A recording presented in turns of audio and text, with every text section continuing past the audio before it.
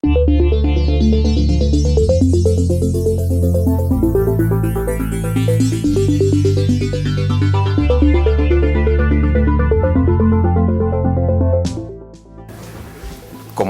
ocurre habitualmente en esta jornada, ya vamos con retraso, pero en fin, yo creo que de momento vamos a ver si empezamos con ello. Para mí es un placer y un honor presentar a una persona tan extraordinaria y el adjetivo no se queda en absoluto, pasado, como es don Antonio Envid, ¿no? Antonio es una persona a la que tengo el gusto y el placer de conocer desde hace ya muchos años. Él colaboró muy activamente en todo el desarrollo de los aspectos jurídicos del Plan Especial. No hablo de época reciente, desde que empezamos ya con este tema, que fue allá por el año 2000, cuando yo entonces me encontraba en la Dirección General del Agua. Yo solamente tengo palabras de agradecimiento para él, pero hoy lo que me toca es presentarlo. Creo que es una persona conocida por todos ustedes, todos los que hoy están aquí. Él es catedrático de Derecho Administrativo en la Universidad de Zaragoza, es premio extraordinario de doctorado, especialista sobre todo en Derecho de Aguas, de Medio Ambiente, tiene el doctorado honoris causa por 3 universidades argentinas, profesor visitante en multitud de universidades europeas y latinoamericanas, con las cuales colabora muy estrechamente en muchos proyectos, evidentemente relacionados siempre con los aspectos jurídicos. Y como quiero poner también de manifiesto, tuvo su etapa política, porque a mí no la conocía y me llamó muchísimo la atención, porque en una visita de las que hice a Zaragoza, pues estaba precisamente en las Cortes, había un cuadro que se le parecía muchísimo a él.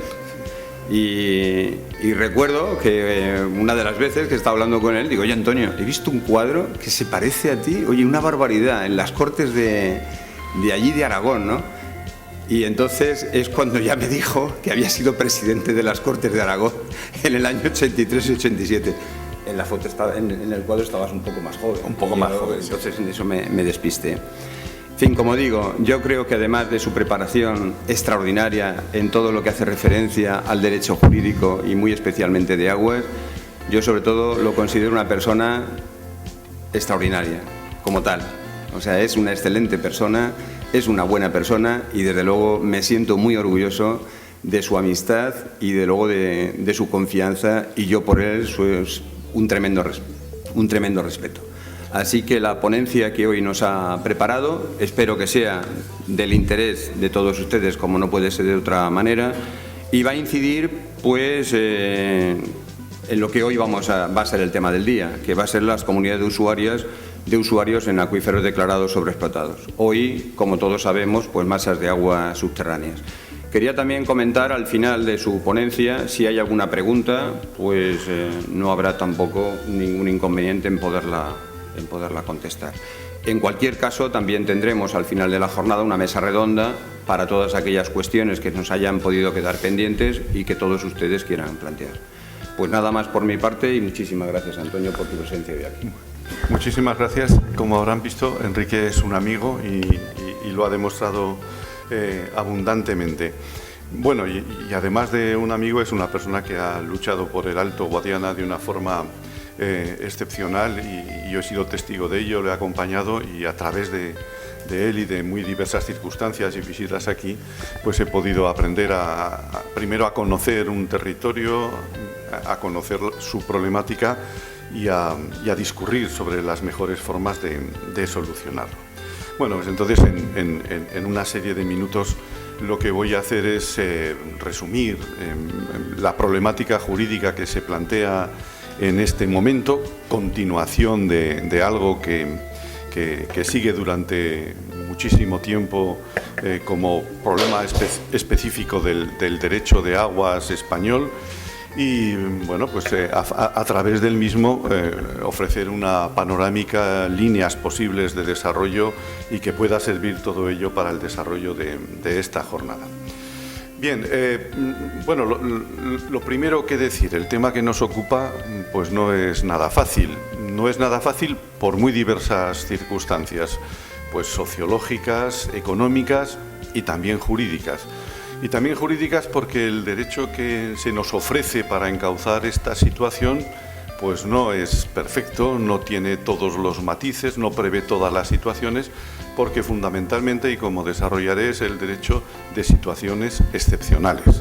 Y normalmente los legisladores no legislan para situaciones excepcionales, sino para situaciones que entienden que son normales, permanentes, y cuando surge la excepción, bueno, tienen también regulaciones esas normas, pero son regulaciones que plantean determinados interrogantes, algunos surgirán aquí, y sobre todo que la práctica hace que surjan más de ellos, ¿no? Bueno, este territorio, el del Alto Guadiana, pues ha sido objeto de muy diversas respuestas políticas, jurídicas también, porque muchas veces las respuestas políticas alcanzan finalmente una plasmación jurídica, ordinamental, a lo largo del tiempo, yo diría, pues a lo largo sobre todo pues de los últimos 30, 35 años, ¿no? ¿Por qué?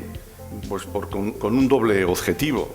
La sobreexplotación, en terminología antigua, se manifestó ya desde los primeros tiempos, digamos, de la vida de la democracia, porque esto está muy ligado al desarrollo de la España constitucional y de la España de los mismos momentos, en donde además tiene lugar una apertura económica y un desarrollo económico que plantea una utilización más intensiva, que por motivos técnicos también, que la que se había conocido de las aguas subterráneas. Y durante esos tiempos iniciales se manifestó, por un lado, la sobreexplotación y, por otro lado, la ilegalidad o la informalidad de gran número de aprovechamientos que tenían lugar en este ámbito.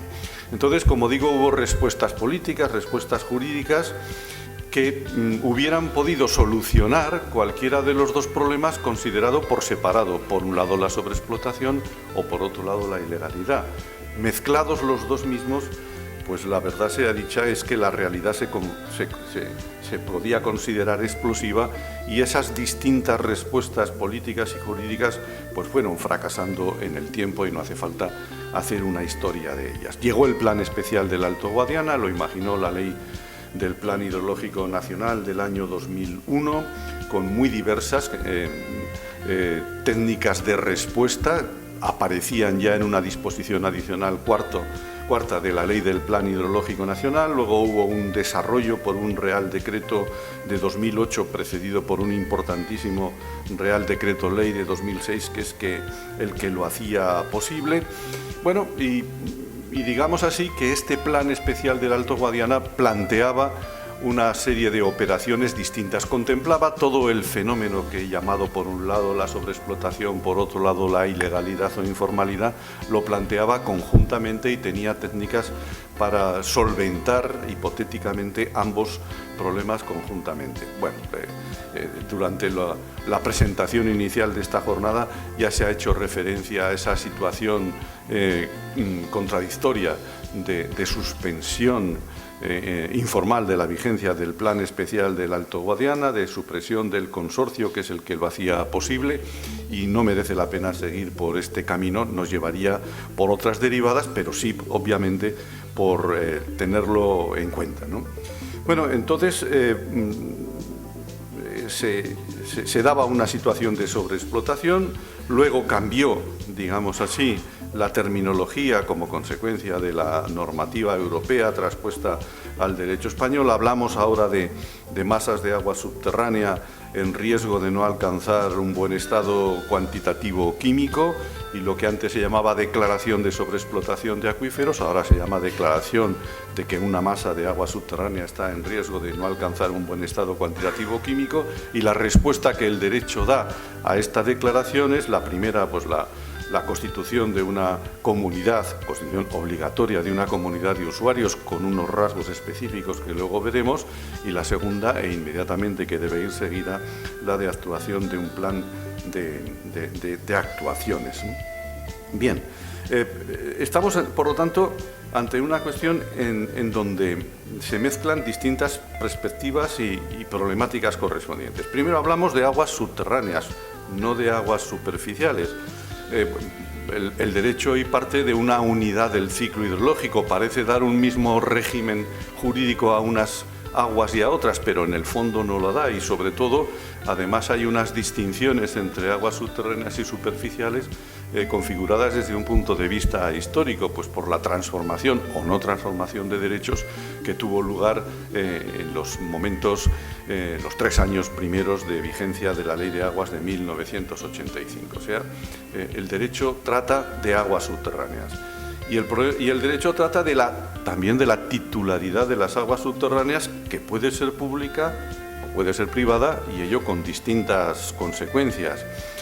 El derecho trata de un procedimiento administrativo, la declaración de una masa de agua subterránea en riesgo de no alcanzar un buen estado cuantitativo o químico, y por lo tanto trata de un procedimiento administrativo pues con unos rasgos, con unas características, con una tramitación determinada que puede hacerse bien o puede no hacerse bien, lo que conlleva la constitución de una comunidad de usuarios muy particular y la consiguiente realización de un plan de actuaciones. Aguas subterráneas, titularidad, procedimiento administrativo, declaración, constitución de una comunidad de usuarios singular, plan de actuaciones, y aunque no lo digamos, siempre subyaciendo a todo ello la situación de ilegalidad de algunos aprovechamientos o de informalidad. Es decir, si antes indicaba que históricamente hemos tenido un problema de sobreexplotación y de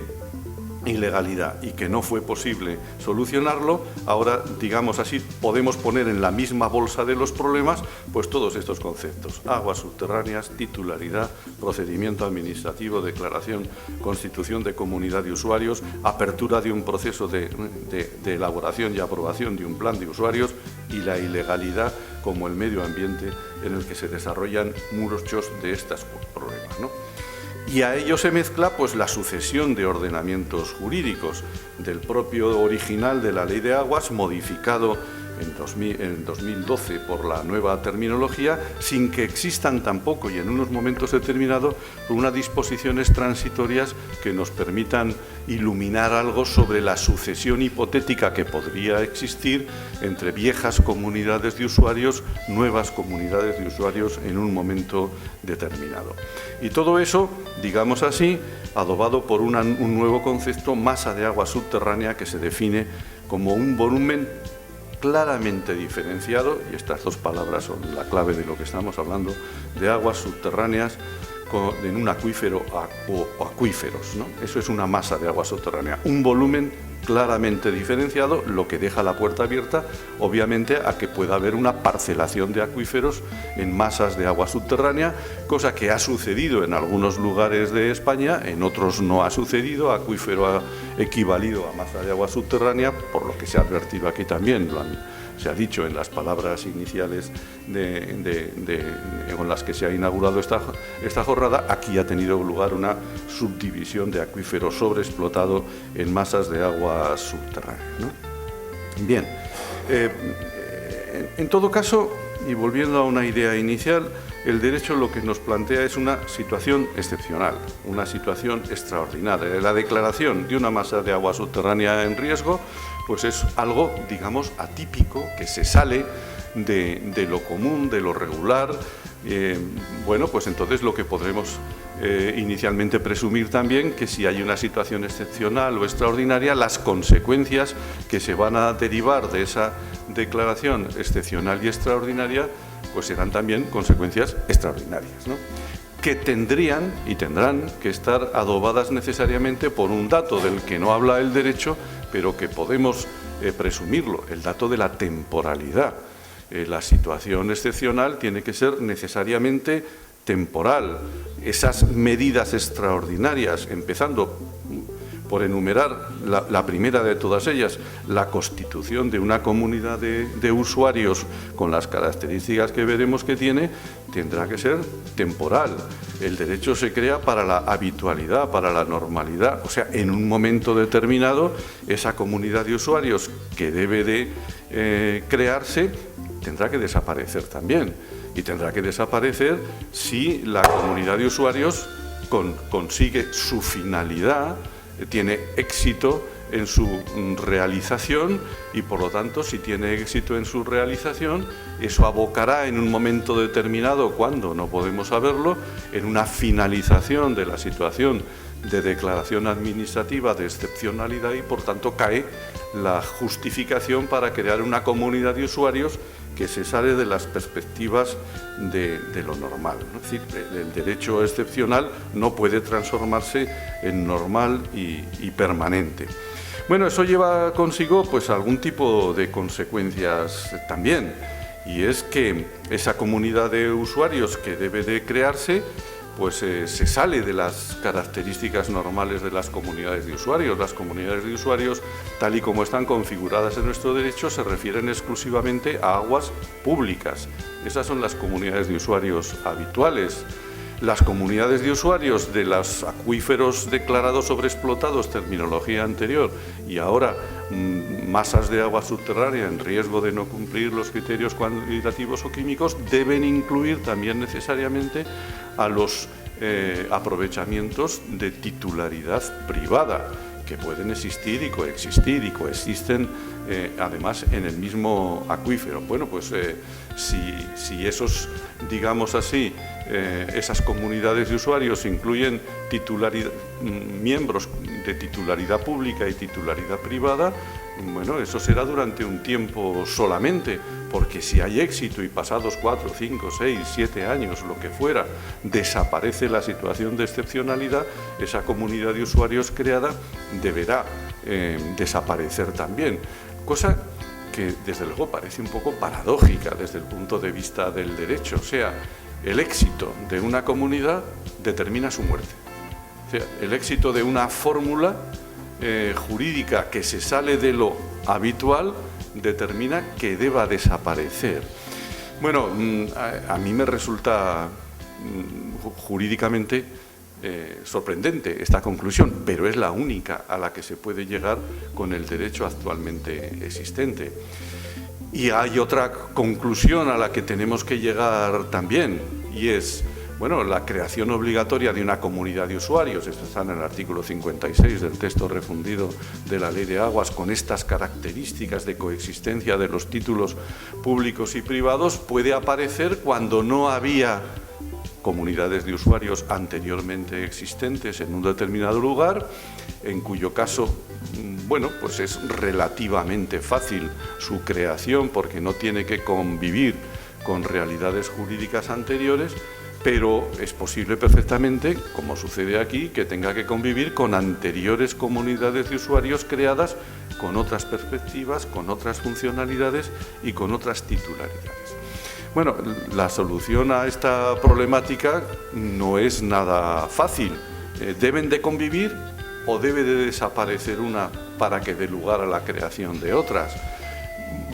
Maticen la situación. Cuando tenemos un acuífero que podía tener una comunidad de usuarios, el acuífero se parcela en masas que deben de tener cada una, en mi interpretación, una nueva comunidad de usuarios. Una comunidad puede, general de acuífero, convivir con 3 comunidades de usuarios de masas de agua subterránea.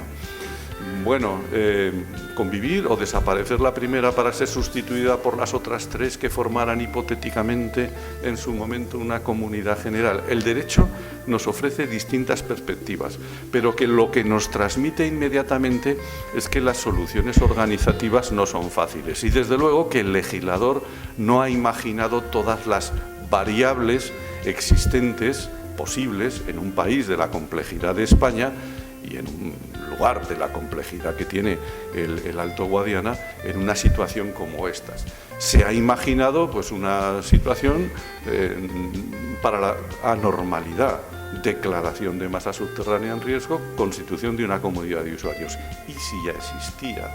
¿Y si el acuífero anterior se parcela en masas de agua? ¿Hay algo dicho en el derecho actualmente vigente? Absolutamente nada sobre el particular. Recomendación del jurista, recomendación derivada de la existencia de esta indefinición jurídica y de la posibilidad de existencia anterior de comunidades.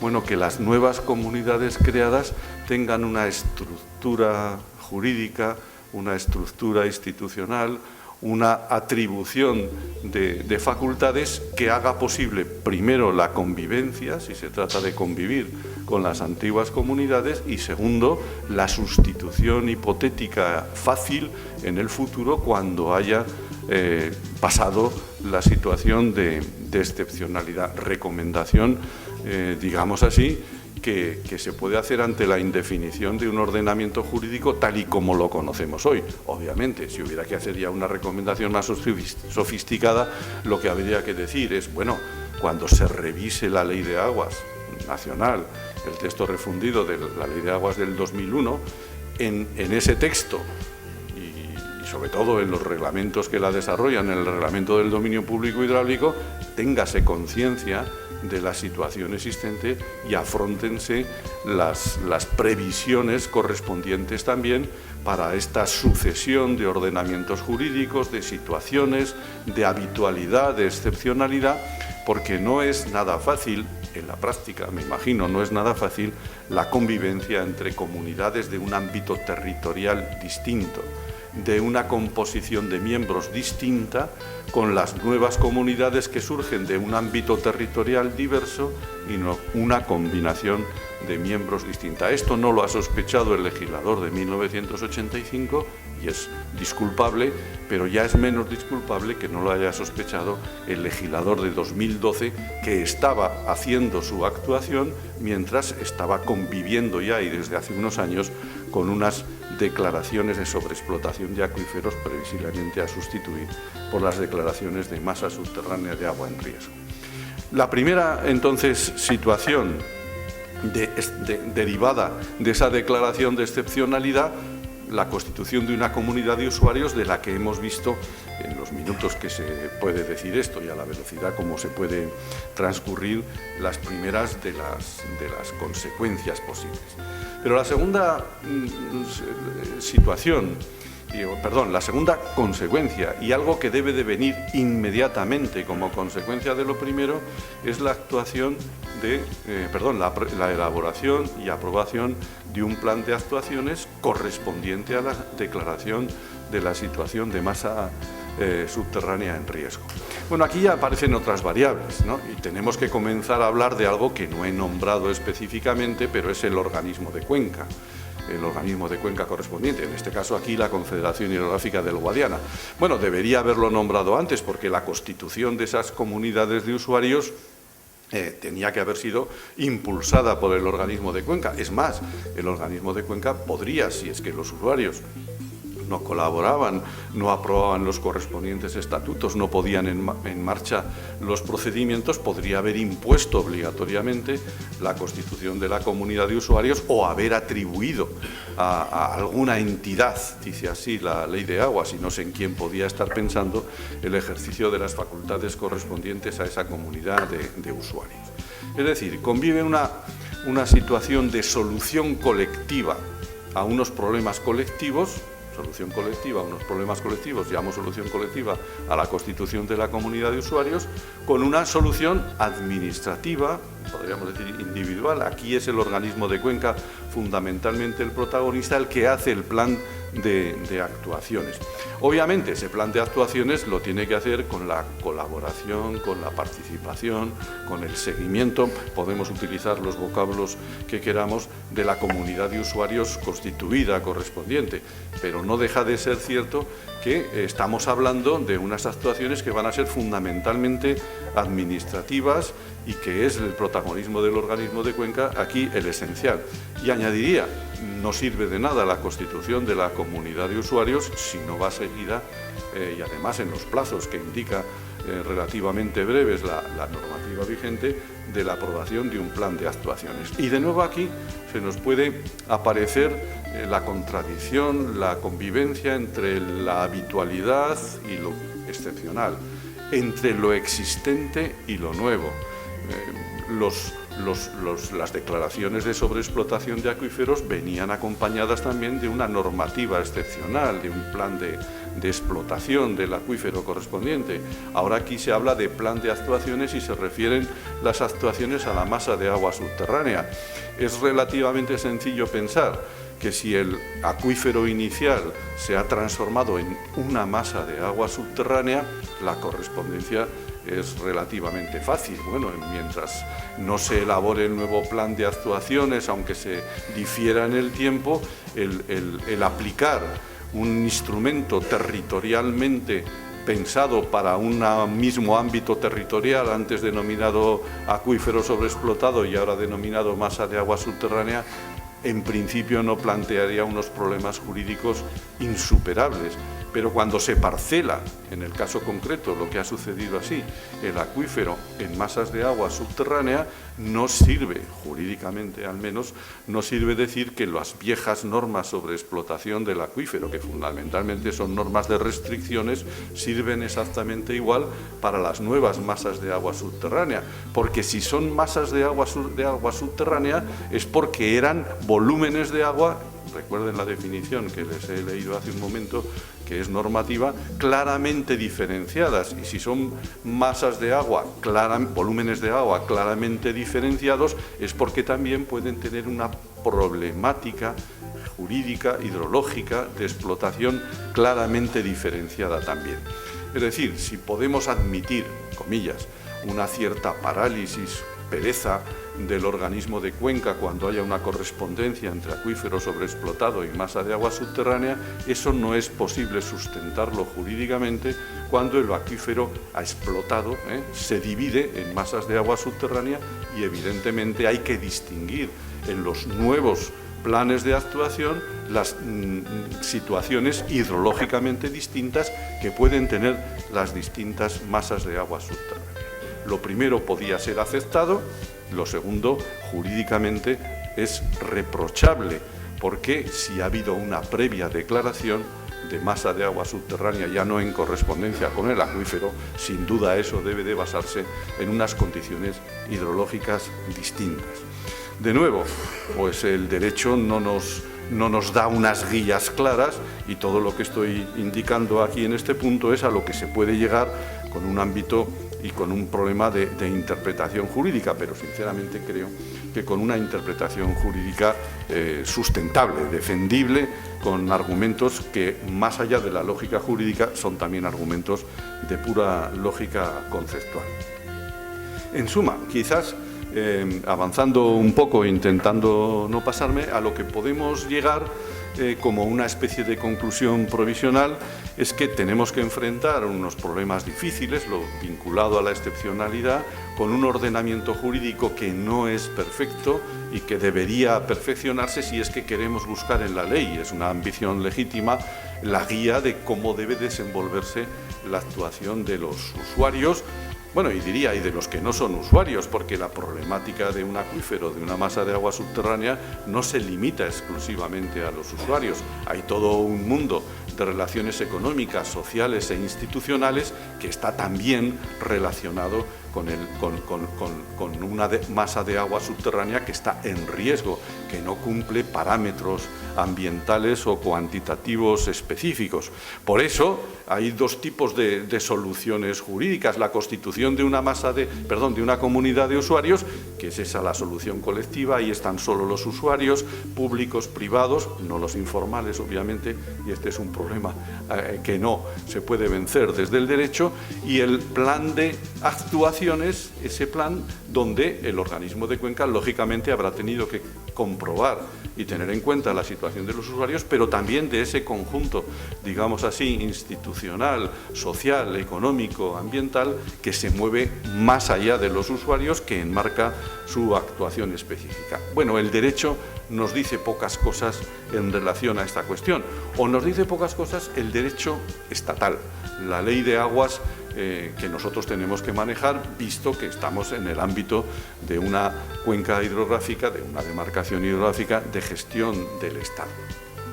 Podemos buscar alguna inspiración, alguna vía de cómo complementar, cómo guiarnos en las actuaciones distintas en una ley de una comunidad autónoma bien cercana, como es la ley de Andalucía, una ley del año 2010. En realidad, esta ley de Andalucía y algunas de las cosas que con la modificación de 2012 llegaron a la ley de aguas estatal se basan en un texto que como borrador el Ministerio de Medio Ambiente, cuando se llamaba Medio Ambiente y era Medio Ambiente la problemática fundamental que a la actuación del Ministerio del Medio Ambiente del momento le movía, el borrador de modificación de la Ley de Aguas que se formó en el año 2006, que se sometió a información pública, que se presentó en muchos lugares, pero que no pasó, por motivos que se me escapan, de ese ámbito de puro borrador. Bueno, los andaluces, el Parlamento andaluz, el Gobierno andaluz, consideró ese texto como un motivo de inspiración suficiente e incorporó a la Ley de Aguas de Andalucía del año 2010 pues diversos preceptos que estaban en ese borrador relativos a sobre todo a las comunidades de aguas subterráneas relativas a las masas de agua subterránea en riesgo. Por lo tanto, si queremos de alguna forma trascender, inspirarnos, bueno, y esas comunidades de aguas subterráneas, de usuarios de aguas subterráneas declaradas en riesgo, ¿qué podían hacer? Recomendación, bueno, váyase a la Ley de Aguas de Andalucía y obsérvese allí pues un derecho un poco más sofisticado, un poco más amplio que el tan estricto que tenemos con el artículo 56 de la Ley de Aguas estatal. Y allí vamos a ver pues determinadas cosas que son importantes, ¿no? Primero, pues una mayor pormenorización en general de las comunidades de usuarios de aguas subterráneas, al margen del riesgo.